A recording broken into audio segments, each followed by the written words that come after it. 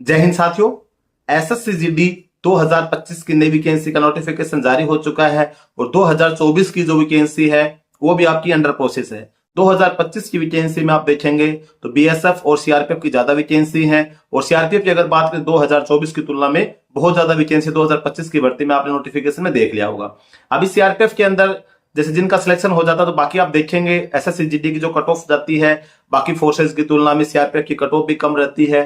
बच्चे जो अपनी पोस्ट प्रेफरेंस देते हैं उसमें भी सीआरपीएफ को नीचे रखते हैं। तो क्या सीआरपीएफ की जो जॉब है वाकई खराब होती है? क्योंकि बहुत सारे बच्चे जो खास करके नई बार पहली बार फॉर्म भर रहे हैं या सेंट्रल गवर्नमेंट पुलिस फोर्सेज के बारे में नहीं जानकारी, तो उनको ये लगता है कि क्या मेरा भाई कट ऑफ के हिसाब से अगर मेरा सीआरपीएफ में सिलेक्शन हो जाएगा तो क्या भाई वाकई खराब है, या सीआरपीएफ में भर्ती होने से मुझे क्या क्या बेनिफिट्स मिलेंगे।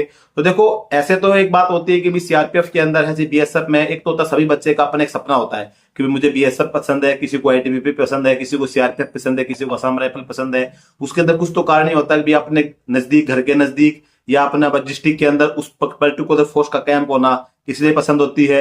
कुछ ही होता है कोई अपना परिवार का सदस्य है, कोई रिलेटिव है उस फोर्स के अंदर है, जैसे किसी का फादर है बीएसएफ में है या ब्रोदर है या कोई और है, चचेरा भाई है, चाचा है, ताऊ है, तो उसको बीएसएफ पसंद है क्योंकि उसने वो माहौल से देखा हुआ है। अगर कोई सीआरपीएफ में आपके परिवार का सदस्य है तो उसको वो सीआरपीएफ पसंद होती है। कुछ वैसे सबकी अपनी अपनी चॉइस होती है। लेकिन अगर आप सीआरपीएफ में भर्ती हो, चाहे बीएसएफ में हो, सेंट्रल गवर्नमेंट पुलिस फोर्स की जॉब है, बेल्ट की नौकरी है, तो सभी के अंदर थोड़ी बहुत तो लगभग ड्यूटियां मिलती जुलती हैं। ड्यूटी करने के जो तरीके होते हैं वो अलग होते हैं। भाई ड्यूटी का जैसे आप देखेंगे तो बीएसएफ अलग ड्यूटी कर रही है, आईटीबीपी का अलग बॉर्डर पे ड्यूटी है, सीआरपीएफ आंतरिक सुरक्षा देख रही है।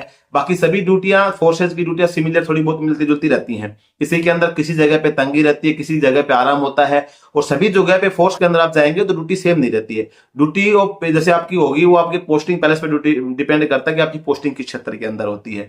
बाकी सीआरपीएफ के अंदर अगर आपका सिलेक्शन हो जाता है तो नुकसान भी नहीं है। सबसे पहले मैं बात करूं सीआरपीएफ के अंदर बाकी फोर्स की तुलना में पर्टिकुलर में आपको बेनिफिट जो मिलने वाला है, अगर आप सीआरपीएफ से भर्ती होते हैं तो सबसे बड़ा जो बेनिफिट आपको मिलता है, अगर आप 10+2 पास हैं, नॉर्मल किसी भी सब्जेक्ट से, आप आर्ट्स से हैं, आप कॉमर्स से हैं या फिर आप साइंस से हैं, किसी भी सब्जेक्ट से आपने 10+2 पास कर रखी है तो सिर्फ सीआरपीएफ के अंदर एक हेड कांस्टेबल जीडी का एलडीसी एग्जाम होता है। बाकी फोर्सेज के अंदर किसी के अंदर भी हेड कांस्टेबल जीडी का एलडीसी एग्जाम नहीं होता है जीडी के लिए।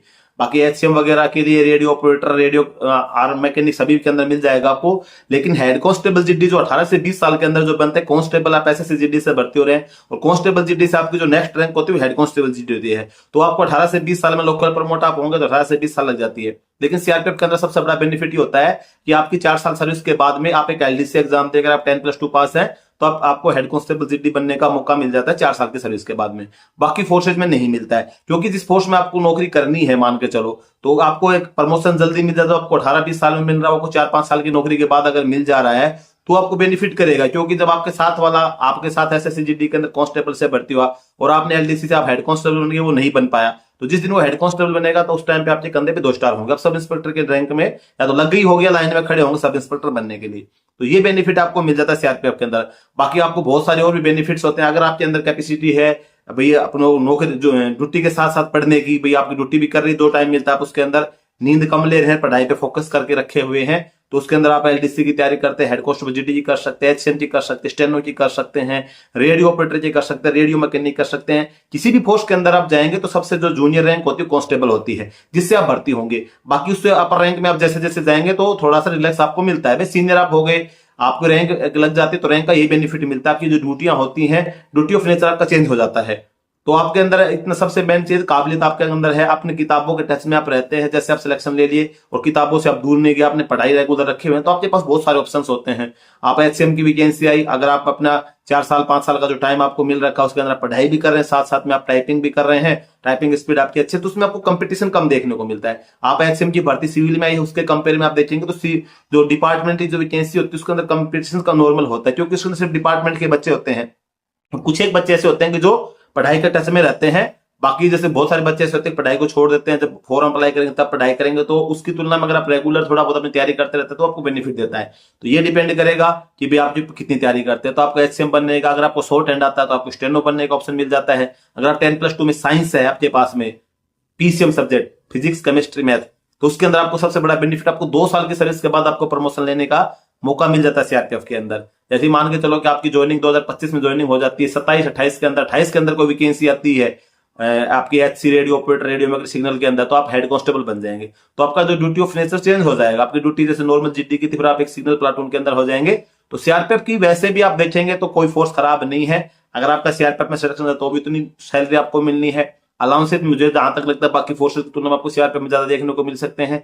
बाकी आपके पास होम पोस्टिंग आने का भी CRPF के अंदर ज्यादा चांस रहता है। एक CISF को छोड़ दिया, CISF की ड्यूटी तो सिटीज के अंदर होती है। बाकी CRPF एक ऐसा फोर्स है कि और ये भारत का नहीं पूरे वर्ल्ड का सबसे बड़ा पैरामिलिट्री फोर्सेज है। और आपके घर के नजदीक कोई ना कोई आपके डिस्ट्रिक्ट के अंदर आपको कैंप देखने को मिल जाएगा, तो आपको मौका मिल जाता है उस कैंप के अंदर ड्यूटी करने का। बाकी फोर्सेज का हो सकता है कि आपके डिस्ट्रिक्ट में या आपके नजदीक में भाई 100-200 किलोमीटर दूरी में फोर्स का कैंप ना हो, लेकिन आपको CRPF का कैंप एक नहीं, दो नहीं, कभी कभी किसी किसी जगह पे आपको 3-3 कैंप भी देखने को मिल जाएंगे। तो हो सकता है कि आपको ड्यूटी वहां पे लगने के ज्यादा चांस हो जाए जहां पे ज्यादा पोस्ट होंगी। और वैकेंसी आपको ये पता है कि CRPF में ज्यादा ही है, CRPF बड़ा भी फोर्स है, तो इसके अंदर आपको ऑल ओवर इंडिया की ड्यूटी सभी फोर्सेज के अंदर है। बाकी के अंदर आप देखेंगे BSF ITBP के अंदर आपको बॉर्डर एरिया में करना है, लेकिन इनकी ड्यूटी जो है आप आंतरिक सुरक्षा की ड्यूटी रहती है।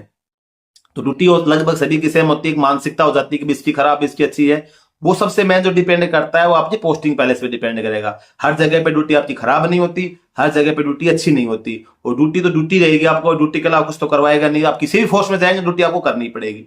तो अगर आपके मन में भी है कि CRPF अच्छी नहीं है, कट ऑफ कम जाती है और पोस्ट प्रेफरेंस में 3 से 4, 5वें 6ठे नंबर पे आ रही है, तो ऐसा कुछ नहीं है। बढ़िया से अपनी तैयारी कीजिए और CRPF के अंदर भर्ती होगी तो मैंने बेनिफिट्स आपको बताए हैं, इनका फायदा उठा सकते हैं, अपनी तैयारी कीजिए।